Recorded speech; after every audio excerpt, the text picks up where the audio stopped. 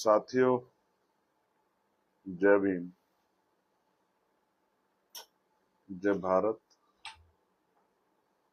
जय संविधान, जय मंडल, जय जोहार, जय लोकतंत्र, जय विज्ञान, जय जवान, जय किसान। बहुजन समाज में जन्मे सभी संतों, गुरुओं और महान पुरुषों को नमन करते हुए आज का ये अचानक से लेकिन महत्वपूर्ण लाइव, जिसकी सूचना सब लोगों तक नहीं पहुंची है, लेकिन मेरा विश्वास है कि जब मैं अपनी बात रख दूंगा तो आप इस बात को जरूर सुनेंगे। और ये इसलिए कि आपको पता होना चाहिए क्या हुआ, आपको जानकारी पहुंचे, इसीलिए मैं लाइव कर रहा हूं। प्यारे साथियों, महामानव तथागत बुद्ध से लेकर जगत गुरु सतगुरु रविदास जी, गुरु नानक जी, गुरु कबीर जी, गुरु घासीदास जी,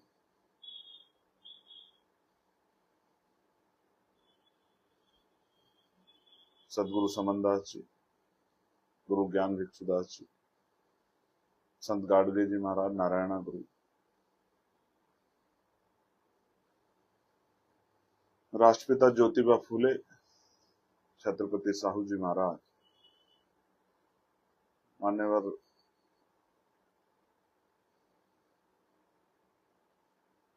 काशी राम जी ने जिनके मिशन को जी जान लगा के आगे बढ़ाया, उन तीन महान विभूतियों में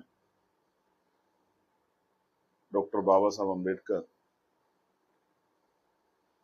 भगवान बिरसा मुंडा, गुरु वाल्मीकि जी, मामना राम सुवर्मा, चौधरी महाराज सिंह भारती, बाबू जगदेव प्रसाद कुशवाहा, जमुना कपूरी ठाकुर, सर छोटू राम, संत राम बी प्रजापति जी, बाबू श्री दयाल चौरसिया जी, ब्रह्मानंद लोधी जी, मान्यवर दीना भाना वाल्मीकि साहब, विजय सिंह पथिक जी,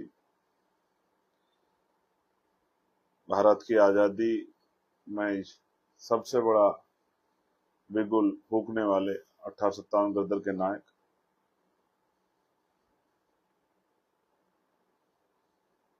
जिनके नेतृत्व में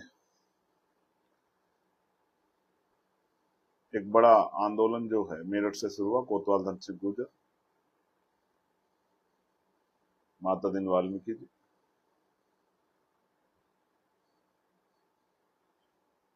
कुंभाराम आर्य जी और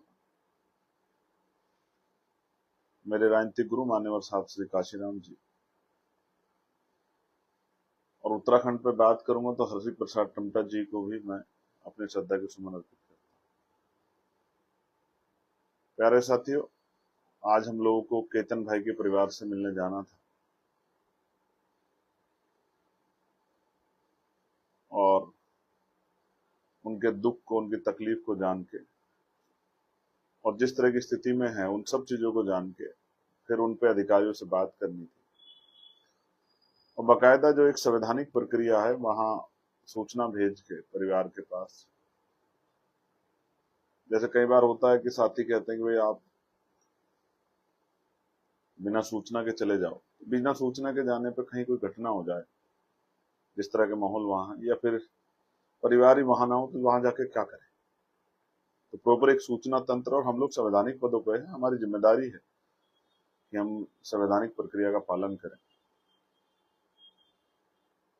इन सब बातों को ध्यान में रखते हुए हमने अपने ऑफिस से सूचना एडमिनिस्ट्रेशन को, यहाँ के डीजीपी को,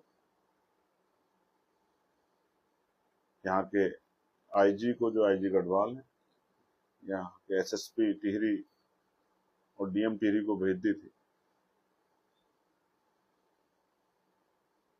और उसके बाद जो हुआ आपने देखा। लेकिन आज बड़ा महत्वपूर्ण दिन भी, आज ही के दिन 2023 में मुझे गोली लगी थी, तो मेरे लिए बहुत महत्वपूर्ण दिन है, मौत से सामना हुआ था। लेकिन आप सबके आशीर्वाद से जिंदा हूं। करोड़ों माओ बहनों के, बड़े बुजुर्गों के, महासंतों गुरुओं महान पुरुषों के, और तमाम मुझे चाहने वाले, मुझे प्रेम करने वाले, मेरे लिए दुआ प्रार्थना करने वाले सब साथियों के उस विश्वास की वजह से जिंदा हूं आपके बीच में। तो हुआ ये कि हम जब वहां गए तो पुलिस ने बैरिकेडिंग किया हुआ था, और स्थानीय पुलिस के साथ साथ, जहां की बैरिकेडिंग का मतलब नहीं था क्योंकि घटना टिहरी की है, लेकिन हरिद्वार में बैरिकेडिंग किया हुआ था, और पैरामिलिट्री फोर्स, एसएसबी और आईटीबीपी के जवान लगाए गए थे हम लोगों को रोकने के लिए, जो बंदूक लेके कंधे पे हमें रोकने का काम कर रहे थे। पुलिस के साथी डंडे लेके और वो आईटीबीपी के साथी बंदूक और डंडा लेके हम लोगों को रोकने का काम कर रहे थे। हालांकि मैं हमेशा कहता हूं कि मुझे पुलिस पे भी और पैरामिलिट्री फोर्स पे अपनी गर्व है, क्योंकि पुलिस के माथे पे, पुलिस के जवानों के माथे पे अशोक चिन्ह है, और पैरामिलिट्री फोर्स का मैं एक बड़ा समर्थक हूँ। चाहे उनको शहीद का दर्जा मिले, जो नहीं मिल रहा है, चाहे उनको पुरानी पेंशन का लाभ मिले या उस तरह का सम्मान मिले, मैं इसका बड़ा समर्थक हूँ, क्योंकि मैं पैरामिलिट्री फोर्स के काम को देखता हूँ। तो जब मैंने उन जवानों को देखा तो मुझे समझ आया कि ये थोड़ा सा आज तैयारी मजबूत करके बैठे हैं। फिर भी हमने उनसे हाथ जोड़ जोड़ के आग्रह किया, और किस तरह का सलूक किया गया मैं उस पर नहीं जाना चाहता। मैं तो माननीय काशीराम साहब को नेता मानता हूं, तो वो ये कहते थे कि अगर समाज की लड़ाई लड़ने जाओगे, मिशन का काम करने जाओगे, 3 चीजों के लिए तैयार होकर जाना: आरोप, अपमान और नुकसान। आरोप भी लगेंगे, दुश्मन भी लगाएगा, और जो चमचे टाइप नेता तैयार हुए दूसरी पार्टियों में सिर्फ आपके नेताओं को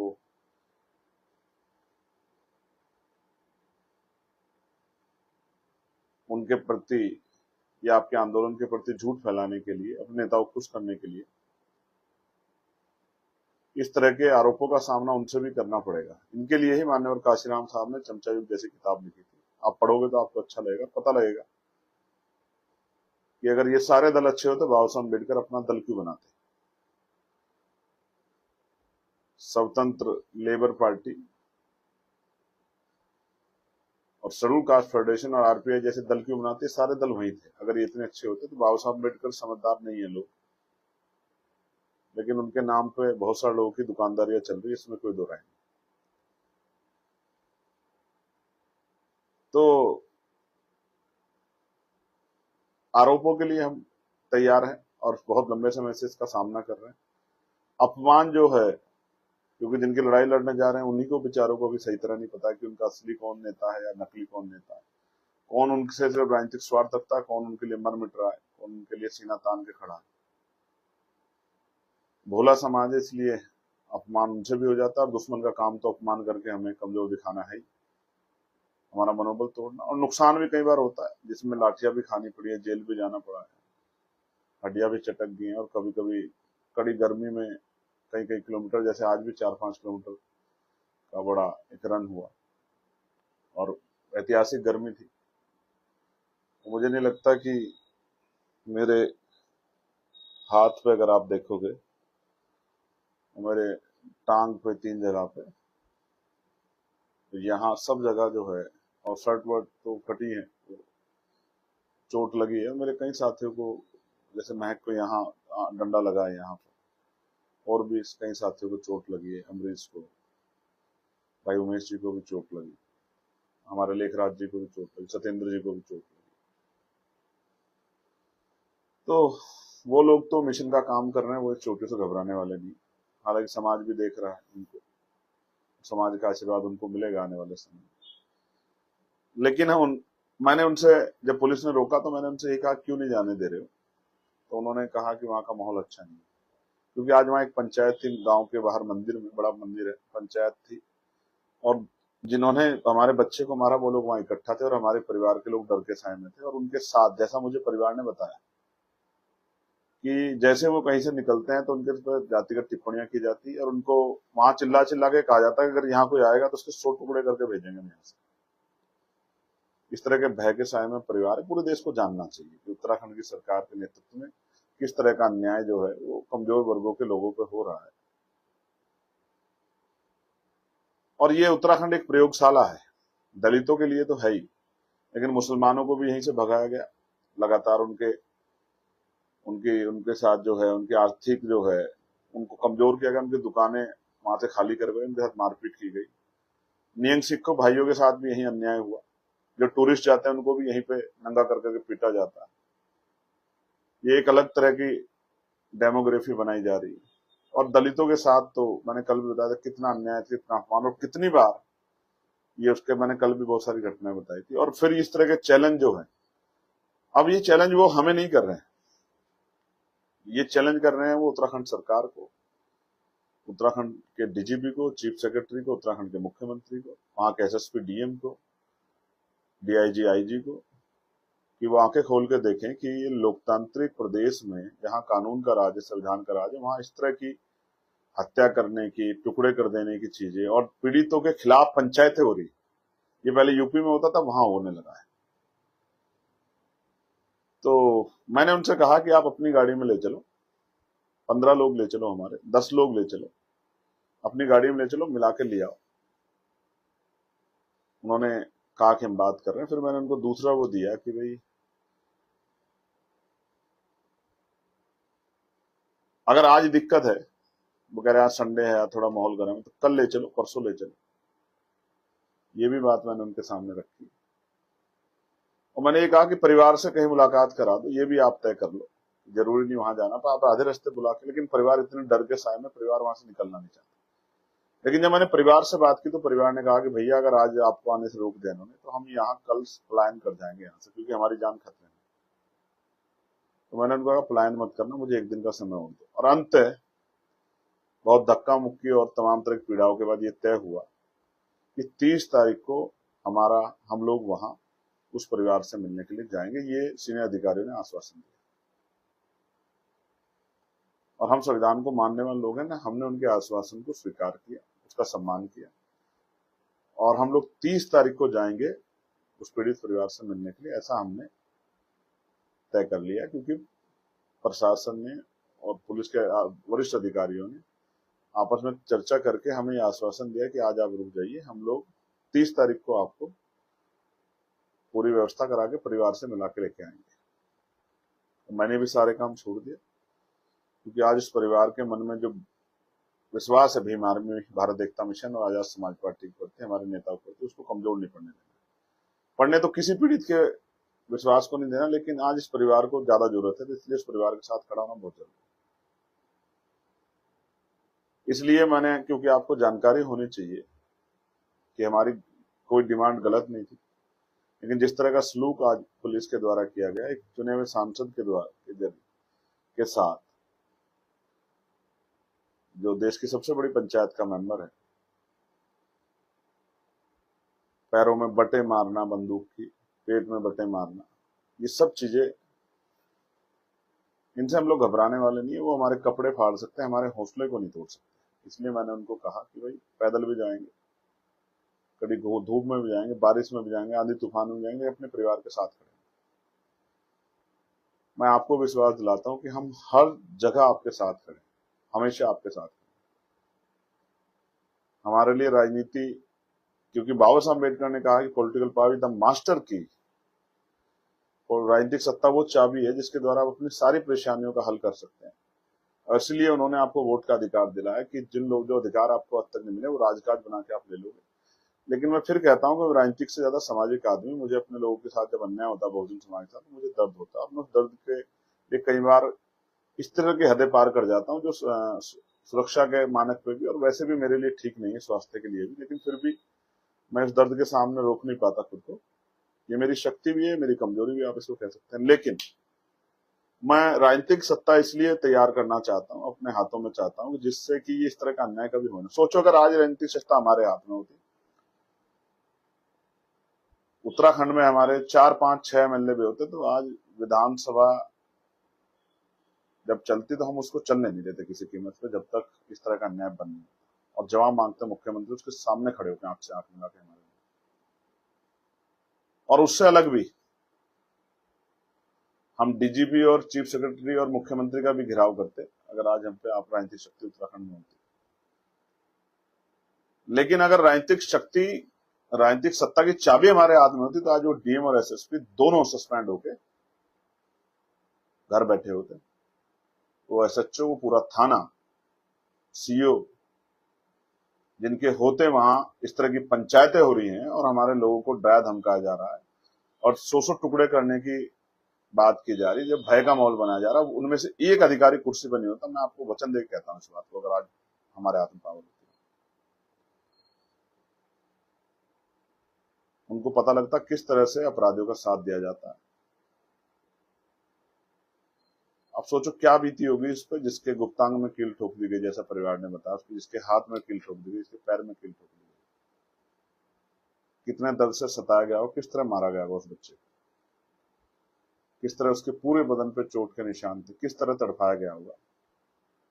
एक भाई होने के नाते मेरा दिल कहता है कि उसके न्याय की लड़ाई को और ताकत से लड़नी चाहिए। अगर परसों 30 तारीख को पुलिस अपने वादे से मुकरी तो मैं विश्वास दिलाता हूं कि फिर ऐसा आंदोलन होगा उत्तराखंड में जिसकी कल्पना सरकार ने नहीं की। मैंने कल भी ये बात कही। और आंदोलन नहीं होगा, वो यात्रा की शक्ल में होगा और वो यात्रा चलेगी मुख्यमंत्री आवास की तरफ सहारनपुर से। इस बात का भी मैं आपको विश्वास दिलाता हूं। और उसको गर्मी, आंधी, तूफान, बारिश कोई नहीं रोक सकता। उसको रोक सकती है उत्तराखंड सरकार, वहां के अधिकारी, कि वो न्याय व्यवस्था सुनिश्चित करें। और मैं चाहता हूं इस घटना की सीबीआई जांच हो, ये भी मेरी मांग है।